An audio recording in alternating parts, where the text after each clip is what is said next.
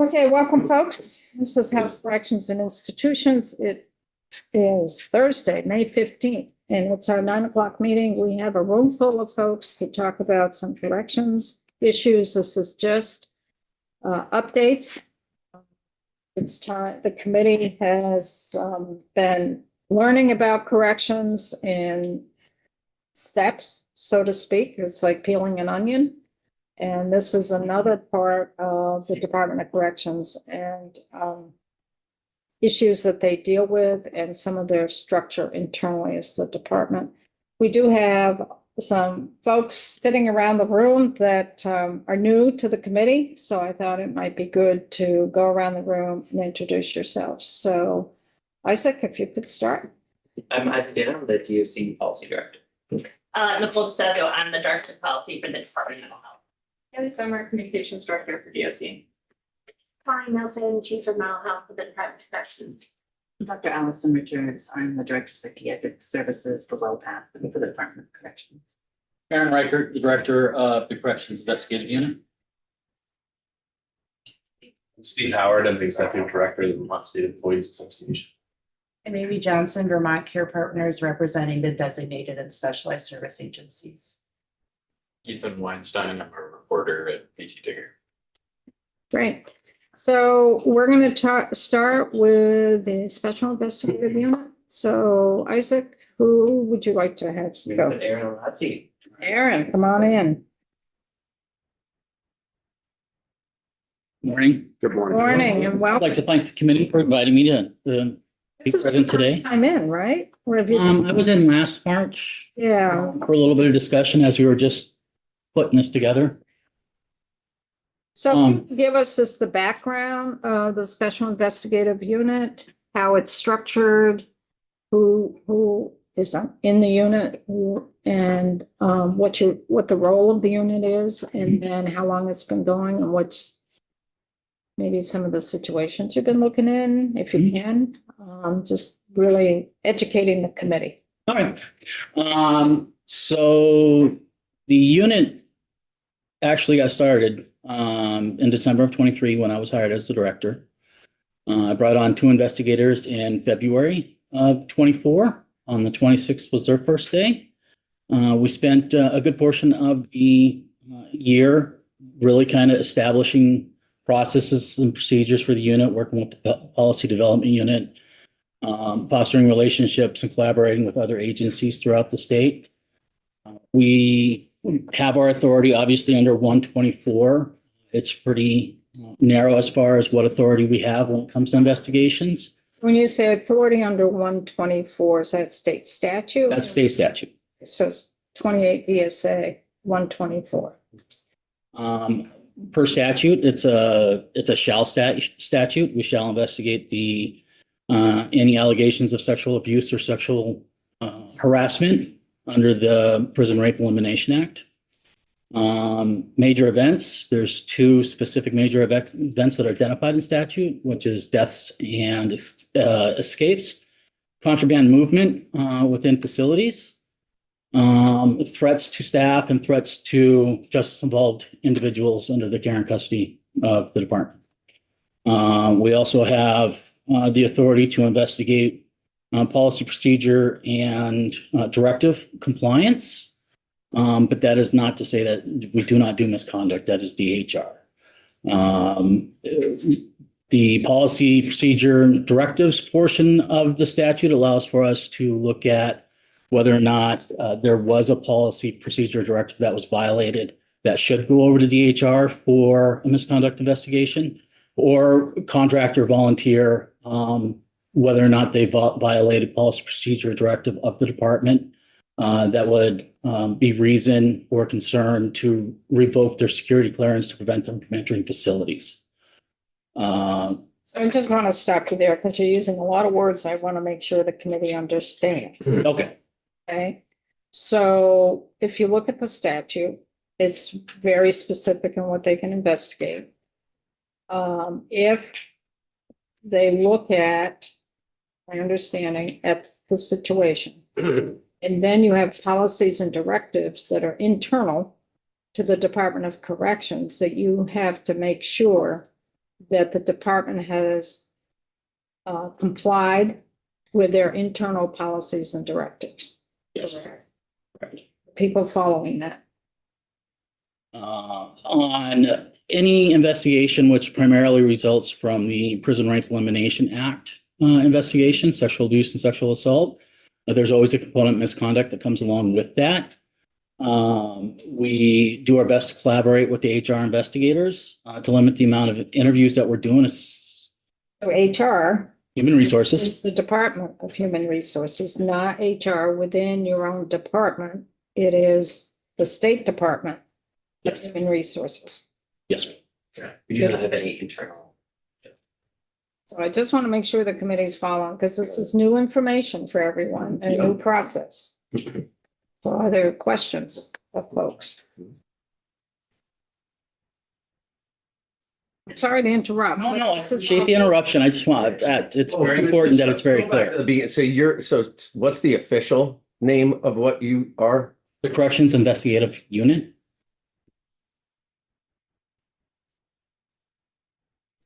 And I guess to take a step back, you have yourself and two investigators Correct. to make up the unit. Yes. And how does the unit get a report? Is it from an employee? Is it from? Report can be received. We've done some investigations as a result of justice involved individuals sending letters into the commissioner with concerns that they've expressed. We've conducted investigations based on those. We conduct investigations based on grievances received by the Department of Corrections, where there's allegations of sexual abuse, sexual assault, contraband, specific violation of policy. And those primarily the two most frequent ways we receive a request for investigation. So it comes from both staff. Well, more than that, staff, folks who are incarcerated, and folks who are volunteering within the facility as well. They're capable of submitting it as well. Through constituent services, we've received, from family members, concerns that we've addressed. And is there any reports from the Prisoners' Rights Office or Disability Rights that come in to you? We've got a good relationship with the Prisoners' Rights Office, and they have referred over a couple instances of concern that we did investigate. Right? A couple of different questions. One, I assume for the correctional officers, for the employees, they must report if they see something and you must investigate if it's reported, or is that not true? We must investigate per statute if it fits within the statute. Okay. That's the only authority we have that grants us the ability to investigate. So if it's outside statute, Vermont Statute 124, we don't have any authority that's provided to us to conduct an inquiry or an investigation. And in theory, if an employee, suspects something, sees something, they must report this to a supervisor, commissioner, or Correct. somebody. Yeah. Yes. Okay. And then for the background, I'm just curious for you and for the two investigators, what is it, like a judicial background? Do you have a background in corrections? Like what makes a person on the team? My background is I'm retired law enforcement from the state of New Hampshire after 21 and a half years, with the majority of my time spent as in investigations at a supervisor or above level. I was a lieutenant at Claremont Police Department in charge of the criminal division there for major crimes. I also was a lieutenant assigned with the Sullivan County Sheriff's Office, assigned to the Attorney General's Drug Task Force as a team leader for the Western New Hampshire team, focusing mainly on the narcotic investigations in that area. I bring the investigative experience to the team. One of my investigators is 16 years with the Department of Corrections. He spent a majority of his career in the field. He brings the knowledge of field operations and policies and procedures with him to the team.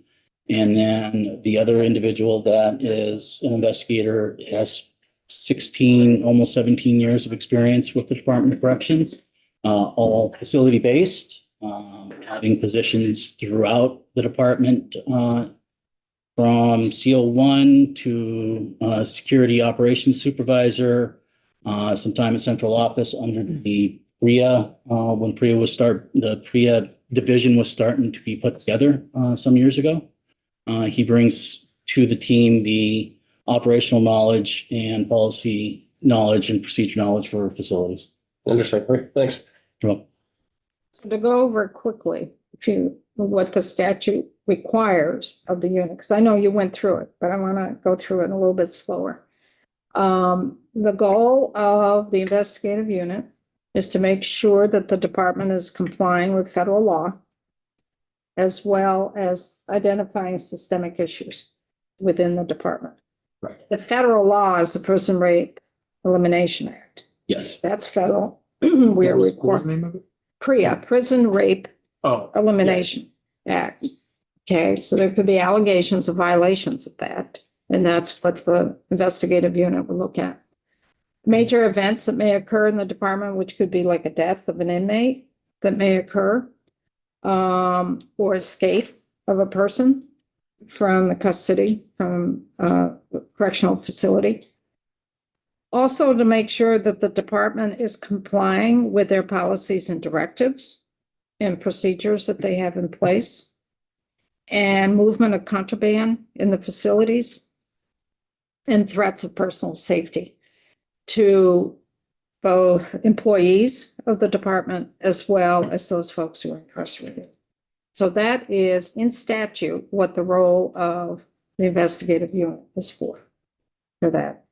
It's an internal look-see. Isaac? I thought it might just be helpful to give the committee a little bit of background. So this Corrections Investigations Unit was created in statute in 2021. But it was an unfunded mandate, so the department was not given any staff or funding to carry this out. So it took a little while to get it through DHR to put the positions together. But we're very excited to bring Aaron on and this team. And the way the commissioner designed this unit is to be fully autonomous, be independent like an ombudsman. So Aaron reports directly to the commissioner, and CIU actually doesn't even sit in the normal DOC central office space. They're in a different building, and that's really to insulate them. But when we've received concerns from this body, members of the legislature, and others, our client is always to make sure that Aaron is looped in and his team really take it from there. So we're very thankful to have him at the department. So does that help set the stage for the committee a little bit in understanding Yeah. what it is? So I've interrupted you, Aaron, so many times. I'm sorry. That's okay. I don't mind at all. And, you know, as I had stated over the last year, has been mostly trying to get things in place so that we can effectively work without any roadblocks or stumbling spots as we're conducting an investigation. We've established relationships with local law enforcement, state, federal law enforcement for intelligence-based information, DHR for parallel investigations for the sexual assault and sexual abuse investigations. Last year, we had a total of 134 investigations. That was calendar year or fiscal year? February to December, How many cases? 134. 50% of them were related to the Prison Rape Elimination Act, either sexual abuse or sexual assault. 7.4% of those were related to contraband movement within the facilities. 6.7% were threats towards staff of the department. 1.5% were threats towards an incarcerated individual by another incarcerated individual or some entity looking to do harm to them while they're in our care and custody, I should say. 5.2% were death investigations. The death investigations were primarily individuals with chronic healthcare problems. And a majority of those were individuals that passed away in a hospital setting under palliative care or hospice. And then 36.2% were all other investigations, including other types of major events, compliances with department policy procedures and directives. So for some of these, like it was 50% were Priya complaints. It was, and I'm gonna ask this for some of the other pieces too. Are there some facilities that are coming up to the surface that you're seeing for the Priya? Or was it pretty balanced across all the facilities? And also, are you looking at field offices as well, or is it just incarcerated, just the facility? We have not had a report of concern for Prison Rape Elimination Act only applies to lockup facilities. So majority of what we investigate has been in the facility. We did have one investigation last year that was related to a field issue of concern. Of sexual misconduct, Yes. That sounds stupid, but what do you mean a field-related issue? PMP, probation. Probation and parole. Field staff out there, because that was an issue that we also wanted to address as a result of what happened previously, that there were some field folks too. Kevin? So I understood 134 investigations. Yes, sir. Of those, what percentage did you find valid? Of the Prison Rape Elimination Act investigations, there was one that was field related that was substantiated by CIU, and two sexual harassments that were substantiated by CIU investigation for facilities. The rest were unfounded, with a small percentage, and I don't have that number, of unsubstantiated. The trend that's been identified with a lot of the reports from the facility, which are generated by grievances from the incarcerated population, is retaliatory. They don't like a particular officer. They don't want that officer on the unit. The quickest way to get an officer off the unit is to make an allegation of sexual harassment or sexual abuse. PREA standards require an immediate separation and retaliation monitoring when a complaint is received. And it essentially results in that officer being removed from and unable to work that unit until the misconduct investigation has been completed by DHR and the sexual abuse or sexual harassment investigation has been completed according to the standards, the federal standards. And after it's complete, then they can go back onto the unit. Yes. Thank you. Connor. Yeah, thanks so much. Just along those same lines, we've seen a pretty big spike across state government with employees being on administrative leave. I think it's $2.6 million we paid so far this year.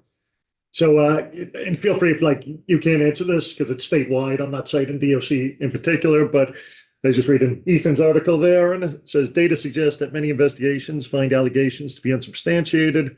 Very few result in termination, as you just said. Yet the total number of paid investigative leave, more than 86,000 by mid-December, about 16 weeks per employee under investigative leave, suggests that employees regularly spent months getting paid to sit at home. So I think obviously there's the taxpayer consideration, but just the fact that we're understaffed, and we're losing people on these units when it's usually unsubstantiated. What do you attribute to sort of the spike in corrections on this? And what do you think we can do to get people back to work quicker if they're accused of something that they're not guilty of, especially? Back in 2023, the Department of Human Resources passed Policy 17, and that's what it's referred to for referral purposes as a Policy 17 issue. That policy that was passed and implemented does not allow for any type of inquiry into allegation of misconduct by supervisory staff, and that's statewide. It's not just DOC. With that being the case, something that be clearly identified as being this did not happen or likely did not happen, there's not a choice of not referring that to DHR. And DHR then has the ball, and they have the control and authority about how that complaint moves forward. Gotcha. So that's. So all I'm that's just- true for all, the 50% of the 134 cases. There was only, what, 3 that were substantiated? For the, from CIU's perspective, yes. From DHR's perspective, I can't answer that. But did all of those cases go to HR? Or were they just the ones that you? All of those were DHR investigations as well. Okay, but for the investigative unit work yourself, you could substantiate 3 of those cases. Yes. But you don't know how Department of HR, how they resulted, No. right? It's sort of building off of Connor's question, everyone who comes in, we hear about not having enough resources, being short-staffed, a backlog. How is it for you 3? Is there a long delay before you can get to something? Is there, I don't even know, is there a rule you must do it within this time? And do you have what you need? Well, under processes, what CIU does for an investigation is an administrative investigation. If there's a criminal component to it, where VSP is involved in an investigation, they are the primary agency. We've been able to work quite a few of our investigations parallel to them. However, we're unable to participate in the employee interview that they do because of the way the bargaining agreement is written and because of Garrity and various other issues that prevent us from being present for that type of an interview. It leads to some concerns of whether or not the individual being interviewed is doing it willingly or if they feel compelled to do so because somebody from the state of Vermont is present in the room that has an implication on their employment. Troy. Can you talk a little bit about the use of body cam footage for your investigations? Any recommendations you would have on that as well? We are anticipating and really looking forward to when they are implemented. They will be an essential piece of data that will aid substantially in investigations, not just for CIU, but for DHR and VSP. So body cams haven't been initiated yet? No. I thought that they would be because we said you had to have a policy in place first. I thought that policy was already in place. Yes, if I can shed some light on that. So the legislature did appropriate funds for body worn cameras and we did receive the equipment. So I think we've had the equipment for at least 2 years now. But the issue of implementing them is still caught up in bargaining. So it's not something that the department has. So it's bargaining with the union? Yeah. Okay, so that wasn't addressed in their latest contract? I think it's a topic that I would be hesitant to speak on bargaining because I'm not involved in those conversations, but I know that the department is actively trying to push for body worn cameras. So it's a topic that we continue to bring up. And to Director Reichert's point, it's something that I think the administration, the department sees as, system of accountability. Obviously, there's a piece, protecting incarcerated folks, but also for staff. Thinking about, for these potentially unsubstantiated allegations, making it much easier to kind of reduce the number of those and hopefully quicken the pace of these investigations and get people back to work. Yes, the other piece in the statute and it does address employee rights. It does deal with collective bargaining. And it says nothing in this section can be construed to limit the right of the state and the employee organization to collectively bargain with respect to matters related to investigations and employee discipline. So that's also part of this statute. It'd be really good if folks can pull up the statute. It would help you a lot. You said 28 VSA, section 124. Kevin? Whenever possible, I'd like to understand why bargaining is resisting this body cam. We have the state employees. I understand. They can, Whenever it's reasonable to hear that, I'd like to understand that. we can hear from them if they're willing to testify on this. Yeah. So for the other situations, contraband, threats to staff, inmate staff, Are there any facilities that seem to come to the surface? It's a pretty, equal throughout all the facilities. It's equal throughout all the facilities as far as the contraband issues go. I understand you guys heard some testimony on wasp spray. Pretty much any kind of liquid chemical that can be saturated on paper. Yes, I want. They're trying to get into facilities so they can get that impairment that they're looking for. There are several internet sites dedicated to selling the paper already pre-soaked, so somebody doesn't have to get the chemicals themselves to do so. This is a problem nationwide. So when you say they can get on the internet, is it visitors that have access to that, or is it the person who's incarcerated has access to that, or is it the staff that has access to that? It's somebody that is known to somebody that's incarcerated that facilitates this. Okay. We've developed at this point that it's related to STGs, Which is, security threat groups, which is really gangs.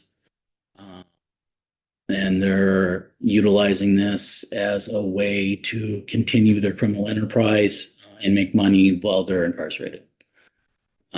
These sheets of paper, one full sheet of paper could be valued at $10,000, 1 8.5 by 11. The product is sold by a square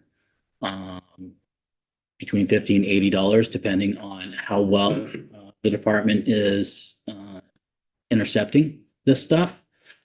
And one square is, posted. it's not even a postage stamp, no. It's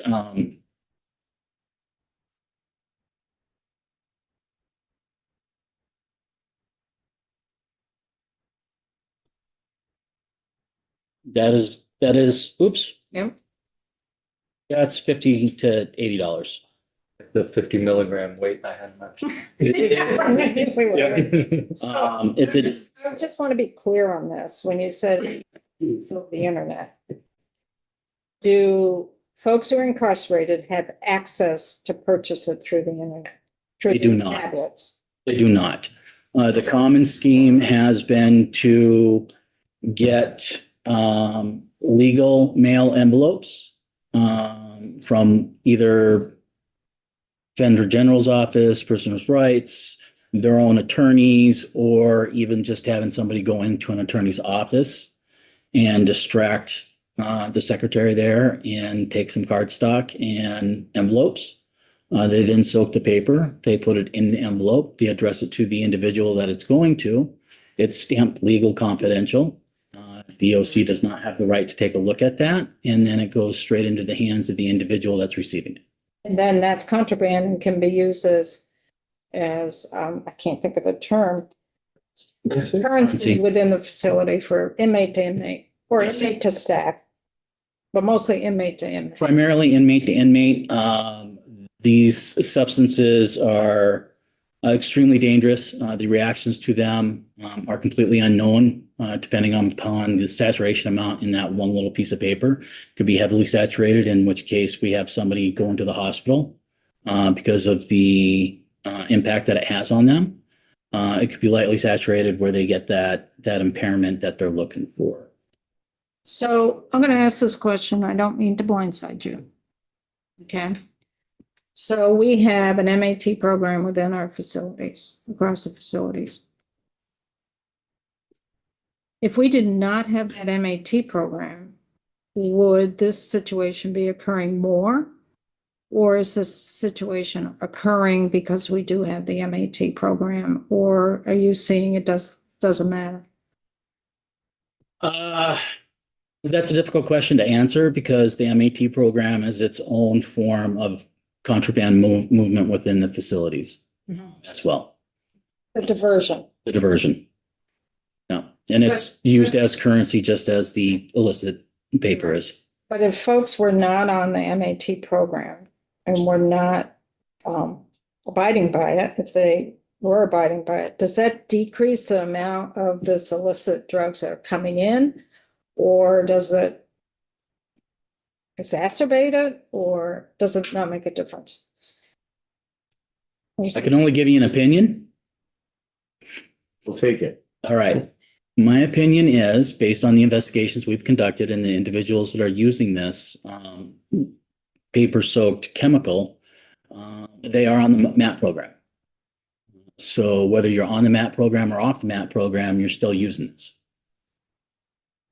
So I don't know if it makes a difference or not. Brian and then Kevin? This whole, I had understood from previous testimony, and I've been catching up all spring, how widespread contraband is, but the levels that you're talking about with $50, $80 a dose, I mean, I was understanding it mostly to be a barter kind of scene going on in facilities. Is there actually that kind of money? There is actually that kind of money. What they've established is Cash App procedures. They contact somebody on the outside. So the person that's buying will contact a family member and say, could you please Cash App this amount of money to this Cash App username? It's a debt system. So primarily what happens is the incarcerated individual that is using, if they're a heavy user, they incur a substantial debt, and then they're calling a family member asking for $300, $400, $500 to be put into a Cash App account. And then they justify it with their family member as to why they need that. We had one individual from October last year to mid-January of this year. We had established that he had sent, using friends and family and girlfriends, he had spent $15,000 from those individuals to various Cash Apps. So if those individuals don't come through with the money, are they being threatened? You know? Or is there potential there? We're fortunate. There is certainly potential there, but we're fortunate with really the Department of Corrections and the facilities and the way that they manage the facilities. There is not a lot of, I can't say that there's been any assault that's been attributed to a debt being owed. There have been communications that we monitored where an individual has said, if you don't get me this money, I'm going to have to do something, indicating that they're going to have to fight somebody for it. The individuals that we've monitored on those conversations, when we've spoken with them and interviewed them, have said, no, that's just a way for me to ensure that I get the money that I owe. It's manipulation of friends and family and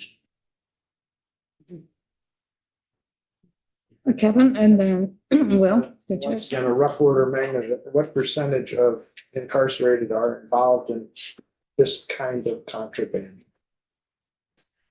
The unit hasn't been in existence long enough to really put a number on how many are involved. Best guess. We're talking 5%, 15, 30%, some wild ass guess.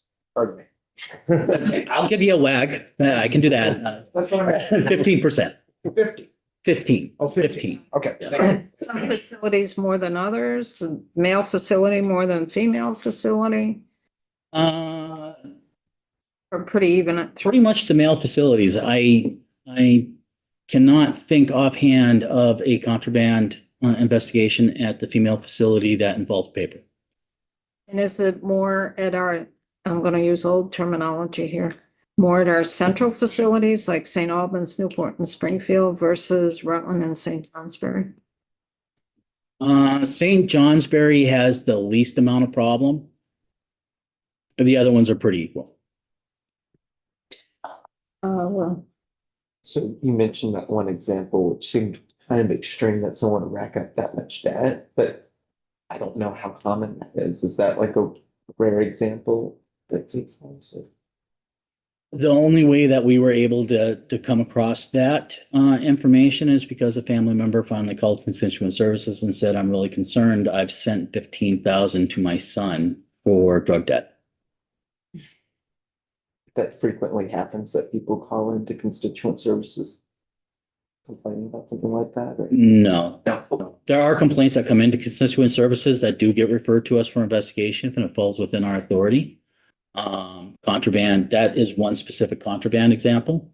But we haven't had a substantial number of contraband concerns called in. Isaac, and then I'm gonna go to Sean and Troy. Just for a little bit of context for the committee, as you know, Vermont is very closely in conversation with other states on staffing, on security issues, and we have heard from other states that this is a major problem in their systems. I think we talked about drones a couple weeks ago, drones dropping off contraband. We've heard, a lot of issues with contraband cell phones. I know there's some federal legislation working its way through Congress on that. A lot of issues in other systems as well, with legal mail, contraband coming into facilities. But I think what I've heard from other state directors, one of the primary drivers of that is these kind of criminal threat groups, free threat groups like gangs. And that in Vermont, we're very fortunate. We have a relatively pacific, calm atmosphere in our facilities compared to other states, and a relatively low level gang activity. And if I can piggyback off that, CIU, we do attend intel meetings for law enforcement and with the Bureau of Prisons. We attend them as well in New Hampshire. New Hampshire is having the same type of problems that we're having. They're having these same type of problems that we're having, trying to figure out how to combat this and mitigate it. And it's a very difficult thing statewide. This started in the federal prison system, and then it kind of filtered its way out to the state prison systems. So is New Hampshire seeing it at their county facilities as well, or is it more at the state facility? Our communication has been more so with state. State, yeah. Yes. Because New Hampshire is a county system. And folks who are detained in a county facility that's operated by the county. And when they're sentenced, they go to a state facility. I'm part of a nationwide Directors of Investigations association. We bounce ideas back and forth. Every state's represented except for Alaska, because Alaska doesn't have such a investigative body to rely on state police for anything to do with their prison systems. In bouncing communication emails back and forth with them. They're struggling just as we are, trying to figure out how to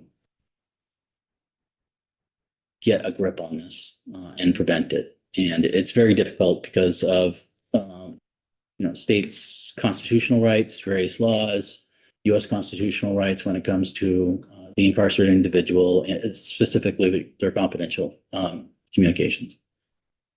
Any more questions here? Sean, and then Troy, and then Connor. So this is as simple as the kid. I know this is a one-off, but is this the kid getting on the phone and just talking to his mom and saying, hey, that number you had before, you got to put a couple $100 in that? Is he asking her like that? Just simple phone call week to week? That's generally how it happens. Yep. You remember that Cash App I gave you? Yeah. Or do you remember that, John? I need you to send, 50, 100, whatever the number is. And that could be during the free phone call, the 2 free phone calls they get a week or whatever.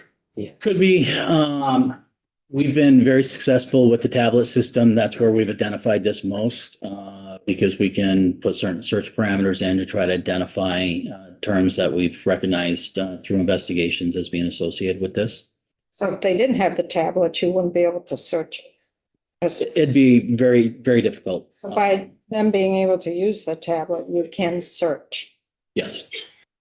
Oh, because it leads a better trail. Yes, it does. Gotcha. Yes, it does. Thank you. Welcome. Yeah, but for this particular situation, would the person on the outside know, like the example Sean just gave, this friend of mine, John, can you send him $100 like you did before? Would the person on the outside kind of connect that it's connected to something, or is it just thinking this is a friend of mine? No, because they generally will justify their request with, I borrowed commissary from another individual and now I have to pay him back and Okay, got it. Yep. Troy, Connor, and Kevin. Just a quick comment to that. My son's got bailed out of parking areas for $250 from so many friends. They'll call anybody and everybody who has any kind of a heart and get $250, boom, like that, because they think they're helping. Yeah. Troy and then Connor. And just to, I'm sorry, we're staying on this so long. I'm assuming this $15,000 example is an outlier, and I appreciate having the Yes. information. Are you collecting that sort of data so that we can have a better sense of how pervasive this debt system, this debt is, and what an average amount of debt somebody might be carrying is? Or is that data you're collecting? that is not data we're collecting. It's difficult to collect that data. Yeah. Because we have to be able to locate it primarily, and we have to have some idea of who we're looking at to see if they're sending or receiving Do you have monies. any good understanding of just the extreme to which that is an outlier? How far out is $15,000? Extremely far out. Okay. Generally, the investigations that we committed to this point, in talking with the individuals that are users, they do not go much beyond $100 or $200. It's generally controlled by those that have control of the sheets. Yeah. This outlier was known to be able to obtain money. He was allowed to rack up larger debt. There was also some suspicion in this particular incident that, based on my interview with the individual, he was complaining about another incarcerated individual that was controlling the sheets, that he had paid for those sheets, and he didn't like that he couldn't have full access to them. For me, based on my investigative experience, that indicated to me that he was actually purchasing the sheets, and the person that he was working with was controlling the sheets to ensure they didn't get smoked up entirely without profit. It's a different world. Yeah. Yes. Different world. That's a really helpful testimony, so thanks so much. I know we don't like rise to the level of other states, but could you talk about what we're seeing for gang activity within the Vermont corrections system? In particular, I heard testimony, another thing I want to ask about, years and years ago that, when we send inmates out of state, in the case of Core Civic, it's very limited interactions they have with populations from other states, but they do interact. Mhm.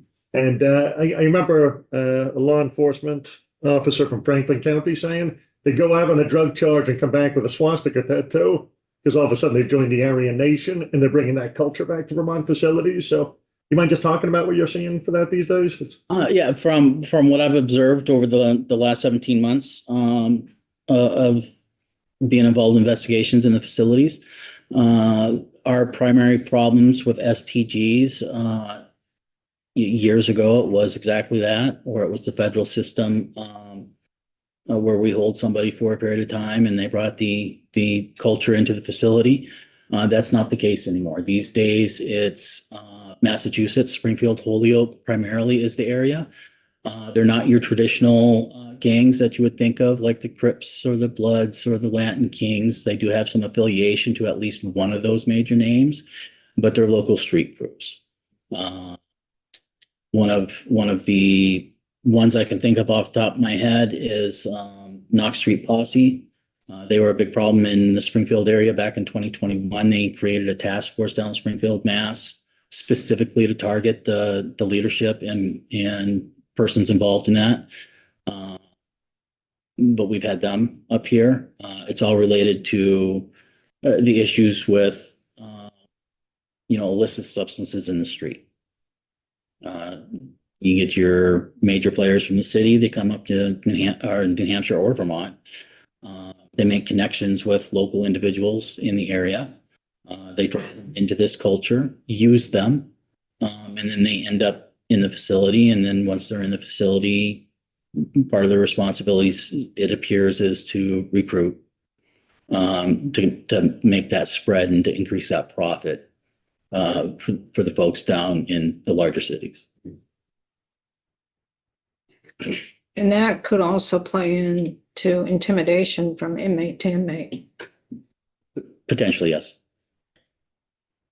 So does this also occur in terms of mail coming in and being laced? Does this also occur in our out-of-state population, 125 who are down in Mississippi? I mean, you would be investigating situations down here as well, correct?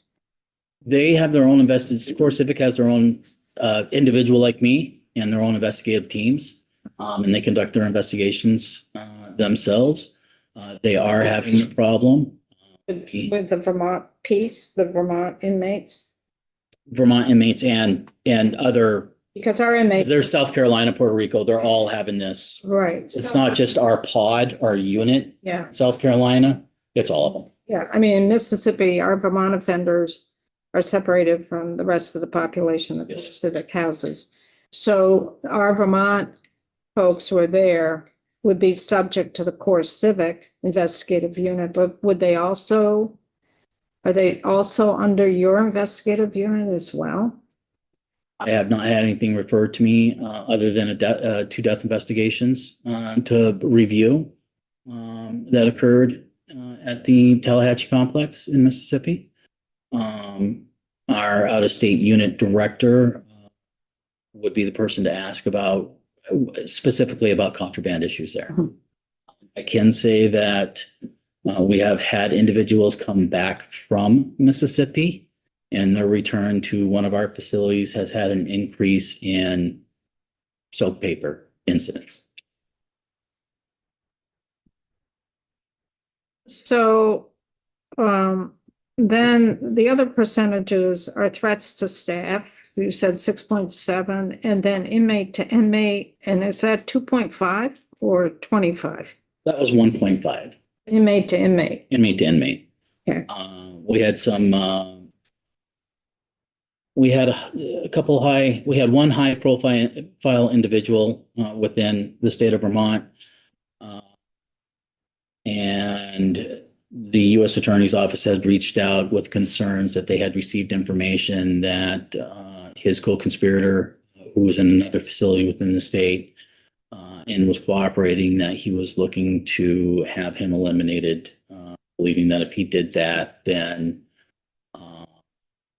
it would ease his burdens. The investigation revealed that that was completely inaccurate. The individual that brought this information to, or sent the information to the state's attorney's office, was interviewed. It was never said to him that this is what was going to happen. He made some inferences, and he was also disgruntled with the individual, the high profile individual, because that person had promised to get them some specific photos that they have a liking for, and never came through with that. So then the threat to staff was about 6.7%. And all of these situations, you have to substantiate the allegation. Be it PREA, be it contrabands, be it threats. It's either substantiated or unsubstantiated or unfounded. You have to do that for all of these cases. And PREA would go to Department of Human Resources. For the misconduct portion. For the misconduct. So is there anything like in the threats to staff? Go to HR at all?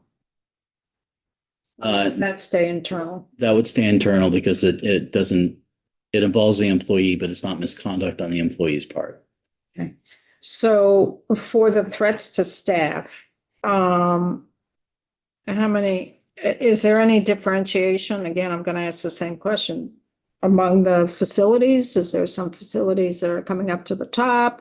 Or is it pretty spread out evenly? And what? Threats to staff is not just facility based. That includes field threats as well.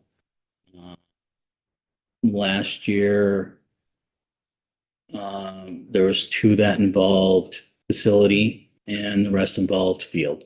So it's more on the field. Yes. And that's not sexual misconduct, because if it was sexual misconduct, it would be triggered into PREA. Correct. So this is other, This is, I'm unhappy with my parole officer. I hold him accountable for all the problems in my life and make a phone call to say, if you arrest me, I'm going to come down there with a gun and kill it. Mhm. How do you handle that? We conduct the investigation to determine what is the threat. It's basically a threat assessment investigation. Whether or not the person has the capabilities to do so and the means to do so. And then we speak with the employee and work with the safety manager at the department to develop a safety plan and protection plans if necessary. is that a common occurrence that there would be a threat like that to a staff, or is that kind of a one-off?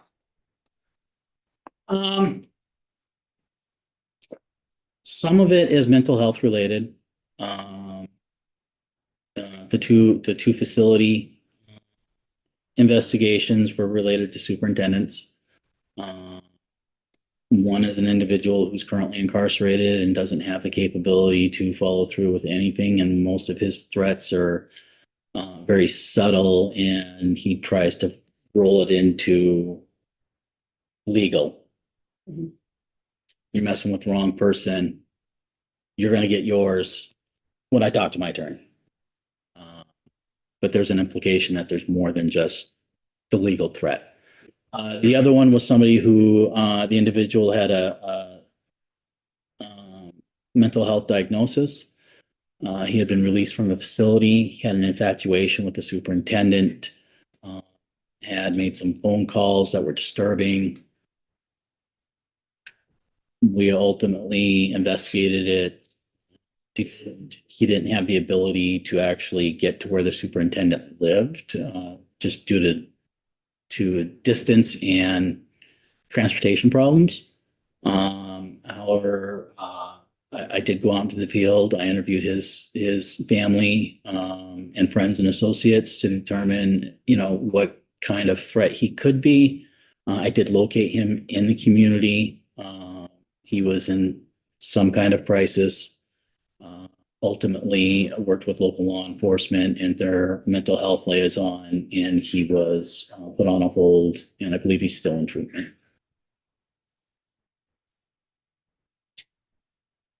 So I think this question was asked way at the beginning, but I just want to make sure it was. Of all the cases that you have seen so far, the 134, how many of them were substantiated, and how many of them, no, percentage-wise, was like 10% of them substantiated, 5%, 50? I'm gonna have to wag it. The number of substantiated is very low, 5%. The number of unsubstantiated are equally as low. Our investigations have a very good investigative team, and the factual findings that we've been able to establish through our investigations have led to most incidents being unfounded. Another part of the role of the investigative unit is to make sure the department is complying with their policies and directives. Are you seeing anything that they are not complying? And if they are not complying, is it with some particular policy or some particular directive? I am not seeing that. The incidents that we have investigated have been one-offs. They've been individuals doing their own thing. It wasn't systemic within the culture of the facility. It was an individual that was just in the wrong job. Just what? In the wrong job. The wrong job. If there was a situation where you saw the department was not complying with their policies and directives, what would be the recourse? What would the investigative unit do? We send our investigative reports when they're completed directly to the commissioner and other vested individuals. A policy directive or procedure issue would go directly to the commissioner. We provide recommendations for mitigating concerns. And that was the intent of the law. Yes. And to date, recommendations that have been submitted to the commissioner, whether it be related to policy, procedure directives, or threat related, the commissioner has been very receptive and has ensured that those recommendations get implemented by operations.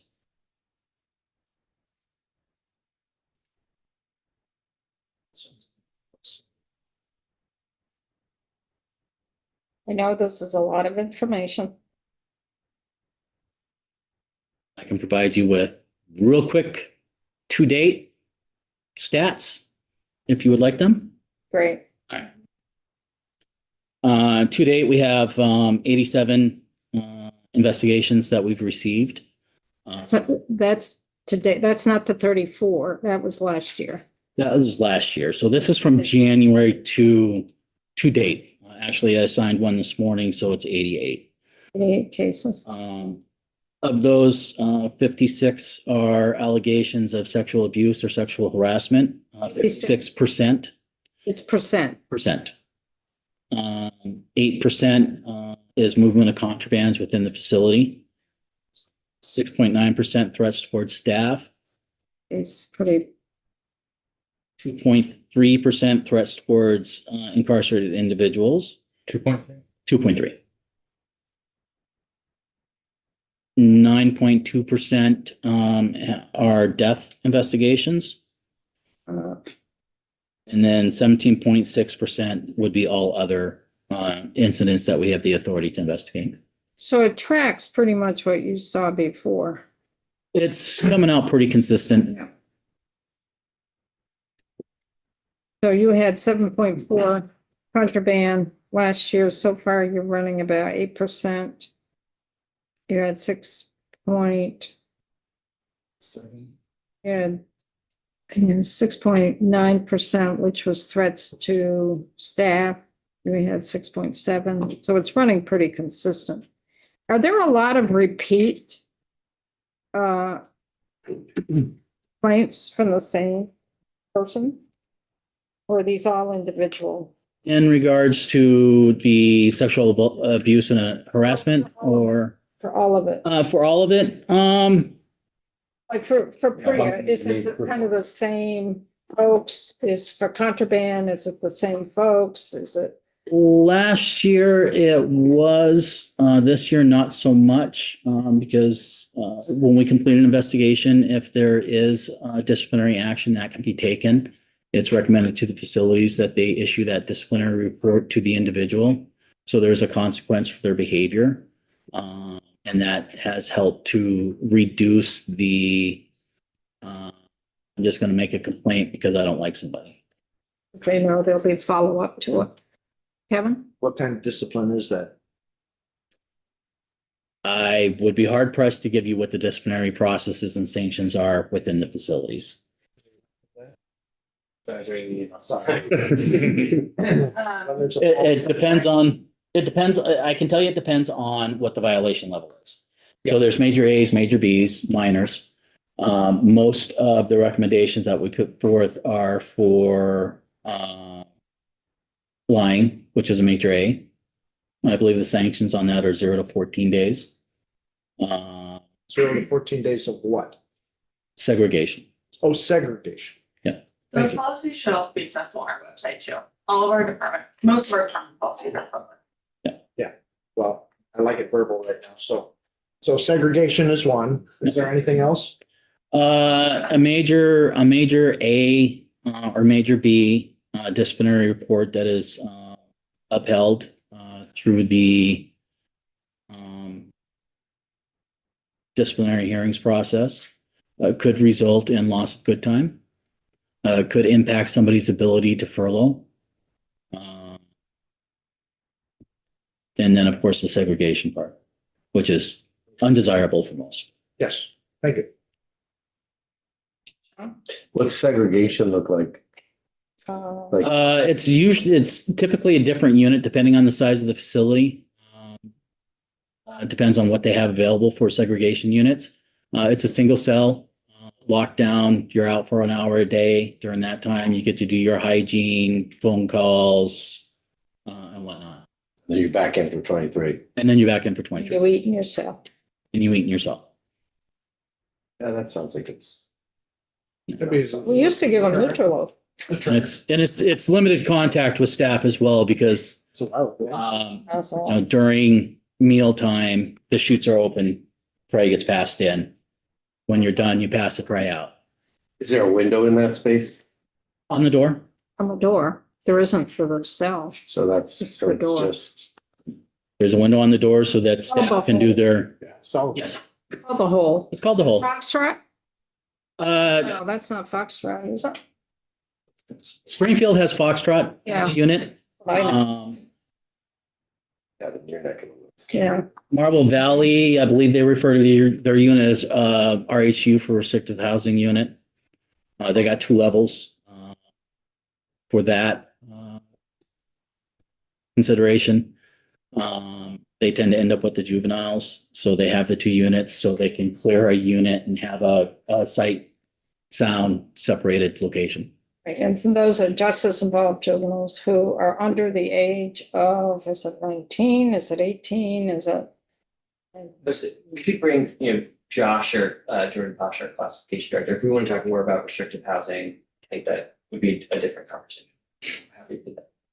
Welcome to Yeah, corrections, yeah. Sean. This may not be something, but do you find, I guess this is collectively for all in the room, does that work? Does what work? When you That- put someone in for 14 days, do they come out and never do what they did before again? Depends on the individual, depends on how the factors are great, but there are some individuals that don't mind being put in a cell by themselves with limited contact. There are some individuals that thrive on interactions with others and staff members. There are those that are very dependent on their access to tablets and phones. And then there's those that could care less because nobody will fund their account so that they can use the tablet and phone. So it's circumstantial and based on the individual. Okay. Thank you. Now you were first. I had to. Since you brought up funding the tablets and the accounts, do you have any idea how many are in that situation that they don't have funding on their tablets? I don't know Those are why we que- would know That's a that. question that was submitted. yeah. Over email, we are gathering that information. Okay. So I just want to make sure Thank we're you. staying on topic. Perfect. Well, since he made the comment, I thought maybe you know. Good. Thanks. And my question was, you seem to be seeing some interesting trends, and I'm wondering, is there an official way, because you're separate from DOC, is there a sharing of information in any official or unofficial way? We're seeing this, Our unit meets with the executive team monthly. During that time, we discuss what we're seeing, any concerns that we may see on the horizon, our stats, and our figures and where we're at with investigations. Is that? Yeah, no, exactly. Okay. Thank you. Other questions? So Aaron, I want to thank you. This has been very, very informative. And as I said, DOC, you learn a lot about DOC. You do it in stages and like peeling an onion. You take off one layer, opens up another layer, but then opens up another layer. We're going to transition to mental health issues within corrections, but I would like to take like a quick 5-minute break for the transition. Any final questions? So we're Statement? am I gonna get to ask the question why bargaining is holding up the body cams? We will. I'm trying to figure out how to do this because we're on a tight schedule this morning with mental health, and then we have forensics coming in to talk about the River Valley beds at 11. So I'm trying to figure out, Steve, maybe tomorrow. You're going to be coming in tomorrow, right? On the recruiting? No, next week, whenever that is. Next Tuesday. Next Tuesday. Or if you hang around, maybe after we finish with the beds at River Valley, maybe you could weigh in. I certainly can, Madam Chair. I do have to run to another committee, but I can come back down and check that stuff. Yeah. Because we do need to hear from you. Yes.